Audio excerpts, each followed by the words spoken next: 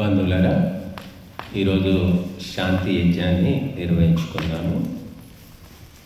మనశ్శాంతి, శాంతి అంటే ముఖ్యంగా మనశ్శాంతి కావాలి. తర్వాతనే విశ్వశాంతి. మన మనస్సు శాంతిగా లేకపోతే ప్రపంచం ఎటుపోయినా మనకు అవసరం లేదు కూడా, ఎవరు ఆలోచించరు. అందుకే తను శాంతిగా ఉన్న వ్యక్తి ప్రపంచాన్ని కూడా శాంతిమయంగా మారుస్తాడు. తనే అశాంతిగా ఉన్న వ్యక్తి ప్రపంచానికి శాంతిని ఇవ్వలేడు. కాబట్టి విశ్వశాంతి కావాలి అంటే మొదలు మనిషి మనస్సులో శాంతి స్థాపన జరగాలి. అందుకోసము మన మహర్షులు ఒక జీవన విధానాన్ని ఏర్పాటు చేశారు మనకు. అది మొన్నటిదాకా మనం ప్రతి పల్లెటూరులో కూడా అటువంటి పద్ధతిలోనే అందరూ జీవించారు. ఎవరికి చదువులు రాకపోయినా మన మహర్షులు ఒక ఒరవడి, ఒక పరంపర ఏర్పాటు చేసిన ప్రకారంగా నడుస్తూ వచ్చాం. కట్టెల పొయ్యి మీద వండుకోవడము, మట్టి పాత్రలో వండుకోవడము, ఇత్తడి పాత్రలో వండుకోవడము, ఇల్లు వాకిలి ఊడ్చేసి ఆవు పేడతో అలుక్కోవడము, ఇవన్నీ ఎవరు చెప్పారు అంటే మనకు శాస్త్రాల్లో ఉన్నాయి. ఇవి శాస్త్రాల్లో ఉన్నాయని ఎవరికి తెలియదు. కాబట్టి తెలియకపోయినా తాతల ముత్తాతల నుంచి ఒక పరంపర మనం పాటిస్తూ వచ్చాం. ఎప్పుడైతే పరంపర పోయిందో అప్పటి నుంచి కష్టాలు, బాధలు, రోగాలు, పీడలు అన్నీ మొదలైపోయాయి. ఇత్తడి పాత్రలన్నీ తీసి పారేస్తాయి, ఎందుకంటే బరువు తోమడం కష్టమని. కానీ ఇత్తడి పాత్రలో వండుకొని తింటేనేమో మెటాలిక్ ఎనర్జీ వస్తుంది, అంటే శరీరంలో ధాతు శక్తి వస్తుంది. అది లేకపోవడం వల్ల కాళ్ళ నొప్పులు, నడుము నొప్పులు, ఏ పని చేయలేకపోతున్నారు. అంటే మనం లోతుగా ఆలోచించలేదు.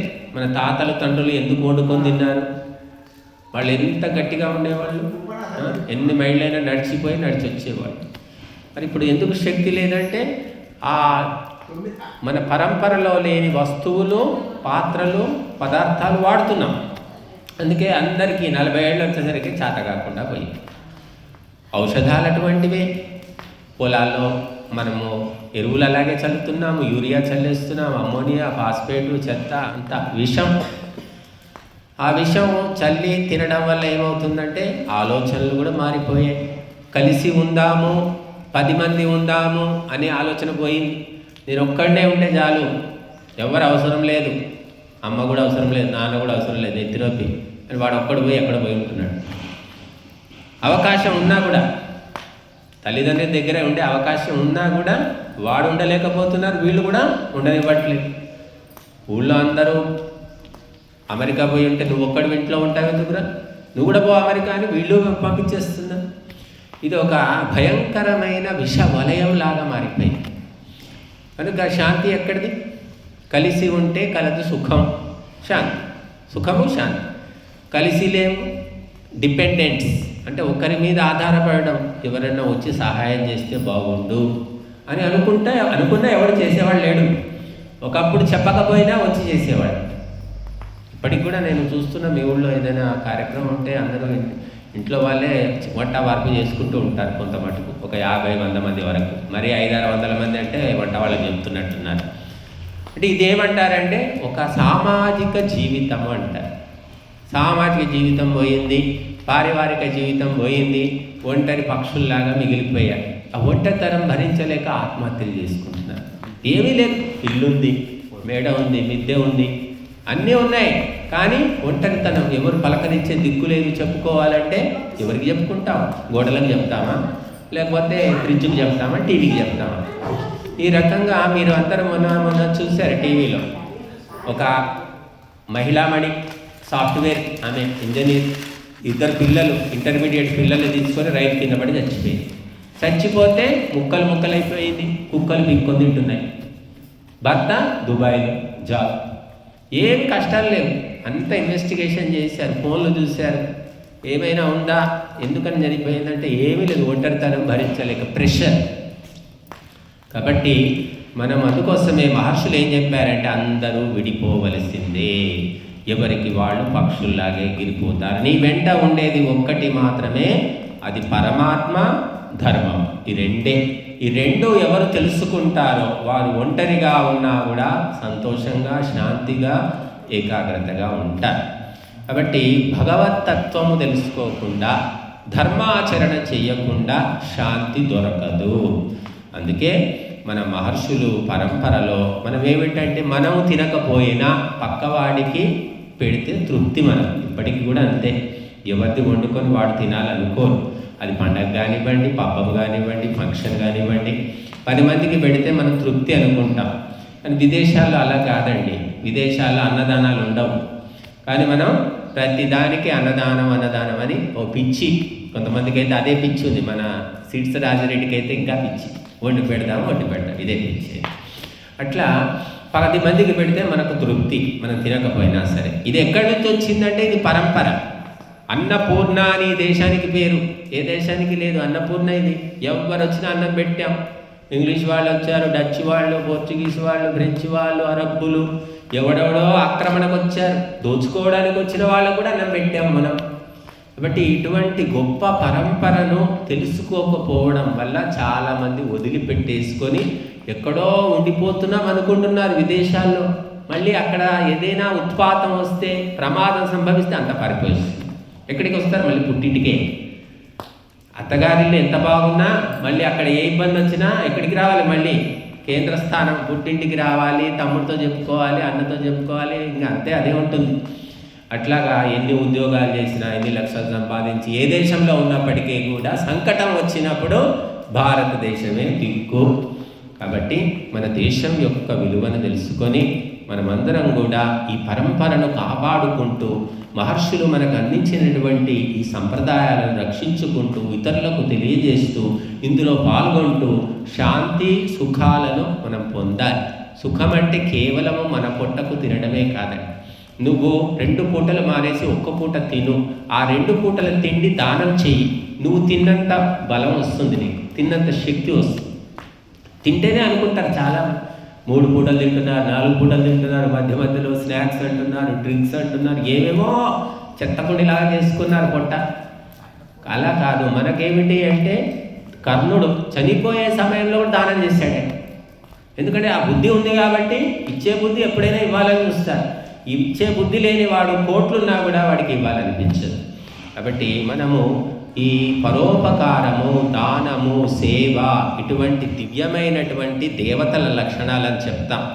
రాముడు అడవికి పోయినా కూడా అడవి కూడా అయోధ్యగా మారిపోయింది. ఎందుకంటే రాముడి దగ్గర స్వార్థము లేదు, ధర్మం అనేది ఉంది కాబట్టి ధర్మాన్ని నిజంగా పాటించిన వాళ్ళు ఎప్పుడూ కూడా బెంబేలు పడరు, బాధపడరు. కాబట్టి మనము ధర్మాచరణ చేయాలి. పరోపకారము, సేవ, దానము ఇవన్నీ ముఖ్యమైనటువంటివి. కాబట్టి మీరందరూ కూడా మరి మంచి పరంపరలను అందిపుచ్చుకొని వాటిని కొనసాగించాలి. మరి ఈరోజు 10వ రోజు మాతృమూర్తి గంగూబాయి గారు కదా, గడ్డం గంగూబాయి గారు పరమపదించారు. ఇంకా తల్లి గురించి అయితే మన శాస్త్రాలు ఎంత చెప్పాయంటే అంత చెప్పి పెట్టే. తల్లి దేవత, ప్రత్యక్ష దేవత అని చెప్పారు.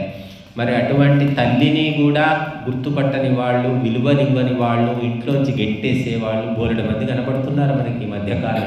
లేక కాదండి, బుద్ధి లేక, డబ్బు లేక కాదండి. బట్ ఆ బుద్ధి రావాలి అంటే గురువుల ఉపదేశాలు వినాలి, మరి సత్సంగం చేయాలి, మరి పారాయణం చేసుకోవాలి, ధ్యానం చేసుకోవాలి, సత్కార్యాలు చేసుకోవాలి. బట్టి మరి తల్లి గురించి మనకు ఎంత చెప్పారంటే శాస్త్రాల లోపల. రాముడే తీసుకోండి, రాముడు గురించి సుప్రభాతం చదువుతారు పొద్దున్నే.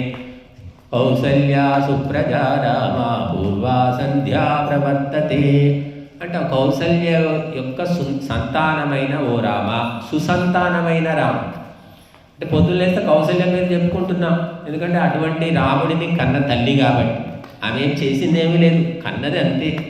కానీ ఆమె పేరు కూడా ఇప్పటికీ కౌసల్య రాముడు అని చెప్పుకుంటున్నాం. ఒక తల్లికి ఎంత విలువ వస్తుంది. కృష్ణుడు తీసుకోండి, యశోదా కృష్ణుడు అంటున్నాం, దేవకీ నందనుడు అంటున్నాం, వసునందనుడు అంటున్నాం, వాసుదేవుడు అంటున్నాం. వాసుదేవుడు అంటే వసుదేవుని కొడుకు, తండ్రి పేరు చెప్పుకుంటున్నాం మనం. కాబట్టి తల్లిదండ్రుల యొక్క కర్తవ్యం ఏమిటంటే ఊరికే కని గాలి కుదిలేస్తే సరిపోదు. ఏదో మేము 1,00,000 రూపాయలు కడుతున్నాం, స్కూల్లో జాయిన్ చేసామంటే కూడా సరిపోదండి. ఆ స్కూల్లో కూడా ఏం చెప్పి చావట్లేదు, ఊరికే పాఠాలు తప్ప గుణపాఠాలు చెప్పడం లేదు. కాబట్టి తల్లిదండ్రులు చిన్నప్పటి నుంచి కూడా ఎలా నడుచుకోవాలి, ఎలా మెలగాలి, ఎలా ఉండాలి, ఇవి తల్లిదండ్రులు చెప్తేనే వస్తాయి. ఒకప్పుడు మాస్టర్లు కూడా చెప్పేవాళ్ళు, ఇప్పుడేం చెప్పట్లేదు. వాళ్ళకి ఏమిటంటే మార్కులు తెప్పించాలి, అంతవరకే. కాబట్టి ప్రతి తల్లి తండ్రి సక్రమంగా తన కొడుకుకు సంస్కారం నేర్పిస్తే పోలీస్ స్టేషన్లో అవసరం లేదు, కోర్టులో అవసరం లేదు, ఏవి అవసరం లేదు. ఈనాడు మనం చూస్తున్నాం, కాపురాలన్నీ 3 రోజుల కాపురాలు అయిపోయాయి. ఎప్పుడు విడాకులు తీసుకుంటారో, ఎప్పుడు విడిపోతారో తెలియదు. ఒకప్పుడు తిట్టినా కొట్టినా గతి లేకున్నా పడి ఉన్నారు. ఇప్పుడు ఆ ఛాన్స్ లేదు, అవకాశం లేదు. ఎందుకు పడి ఉంటావు అక్కడ, ఇంకేం అవసరమే అని చెప్పేసి ఫోన్లు చేసి మరి వద్దన్నా కూడా పిలిపించుకుంటున్నారు. బట్ ఇదంతా కూడా సంస్కారం లేకపోవడం వల్ల. కాబట్టి అన్నిటికంటే గొప్ప సంపద సంస్కృతి, సంస్కారము, సంప్రదాయము. కాబట్టి అవి మన భారతదేశాన్ని జగద్గురువుగా మార్చేశాయి. అవి కోల్పోయిన తర్వాత ఇంకేమీ ఉండదండి. కాబట్టి ఎవరికైతే ధర్మం ఉంటుందో, సంస్కారం ఉంటుందో, పరోపకారం ఉంటుందో, వాళ్ళు ఎక్కడికి పోయినా సరే వాళ్ళకు బంధువులు దొరుకుతారు, మిత్రులు దొరుకుతారు, సేవకులు అందరూ దొరుకుతారు. రాముడు ఏం తీసుకెళ్ళాడు? మూటలు ముళ్ళలు అయోధ్యకి, ఏమీ లేదు. భార్య కూడా పోయింది. అయినప్పటికీ సైన్యము దొరికింది, ఆయుధాలు దొరికాయి, సేవకులు దొరికారు, అందరూ దొరికారు. రామో విగ్రహవాన్ ధర్మ అని రామాయణం చెబుతుంది. రాముడు సాక్షాత్తు ధర్మం యొక్క స్వరూపం అంట. ధర్మము వేరు, రాముడు వేరు కాదు అని చెప్తుంది. కాబట్టి అటువంటి ఆ సీతారాములను ఒకప్పుడు ఆదర్శంగా పెట్టుకున్నాము. సీతారాముల గుడి లేని ఊరు లేదు ఇప్పటికీ. కానీ ఆ సీతారాముల ఆదర్శం ఎంతమంది భార్యాభర్తలు నడుస్తున్నారండి చెప్పండి. కాబట్టి ఆ సీతమ్మ రాముని వెంట పోరాడి వెళ్ళింది అడవికి వెళ్ళమని చెప్పలేదు. కైకేయి సీతమ్మను కూడా పొమ్మని చెప్పిందా? ఒక రాముడినే పొమ్మంది. కానీ అన్న మీది ప్రేమతో లక్ష్మణుడు పోయాడు, భర్త మీది ప్రేమతో భార్య పోయింది. ఇప్పుడు అటువంటి ప్రేమలు ఉన్నాయా? భర్త చేస్తే చచ్చాడు, ఆస్తులు ఏమైనా ఉన్నాయా, ఇంకా వెనక ముందు ఏమైనా దాచిపెట్టాడా, అవన్నీ రాయించుకుందాం అని చెప్పేసి ఆలోచిస్తున్నారు. బట్టి ఇటువంటి వాతావరణంలో ఉన్నాము. అయినప్పటికీ కూడా ఎంతోమంది పుణ్యాత్ములు, ధార్మికులు ఈ దేశంలో ఉన్నారు కాబట్టి ఈ దేశం నడుస్తూ ఉంది. కాబట్టి మనము అందరికీ అన్నం పెడితే అరిగిపోతుంది, చీరలు ఇస్తే చిరిగిపోతాయి. కానీ గురువులను పిలిపించి సత్సంగం చేయిస్తే, వాళ్ళతో మంచి మాటలు చెప్పిస్తే, నలుగురు వింటే, వాళ్ళ నెత్తికెక్కితే వాళ్ళ జీవితాలు మారుతాయి, వాళ్ళ కుటుంబాలు మారుతాయి, వాళ్ళు కూడా మారుతారు. కాబట్టి అన్నిటికంటే గొప్ప దానం ఏమిటంటే ఇలాగా పిలిచి సత్సంగం చేయడము, అగ్నిలో ఆహుతులు సమర్పించడము.